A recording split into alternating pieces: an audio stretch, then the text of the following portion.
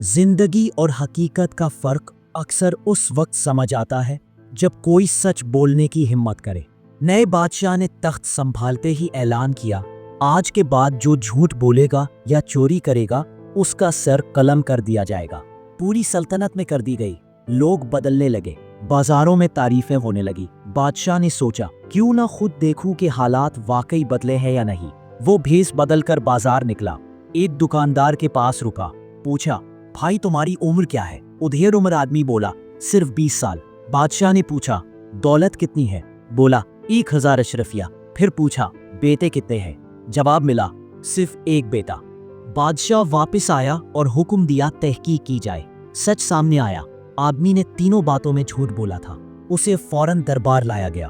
दुकानदार हैरान था, कहने लगा, बादशाह सलामत, मेरा कसूर क्या है?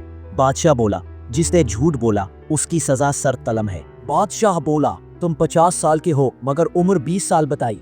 दुकानदार मुस्कुराकर बोला, बादशाह सलामत, मेरे 30 साल शराब, जुआ और गुनाह में गुजरे और पिछले 20 साल इबादत और नेकी में। मेरे लिए यही असल उम्र है। बादशाह ने पूछा, इतनी दौलत रखते हो मगर सिर्फ 1000 बताई? वो बोला, हुजूर, मैंने अल्लाह की राह में 1000 अशरफियां खर्च की हैं, वही असल में मेरी है, बाकी दुनिया का माल है, मेरा नहीं। बादशाह ने पूछा, तुम्हारे 5 बेटे हैं मगर कहा एक? वो बोला, 4 नाफरमान हैं, ना नमाज, ना अखलाक, ना खिदमत। सिर्फ एक बेटा है जो इबादत गुजार और खिदमत गुजार है, वही औलाद कहलाने के काबिल है।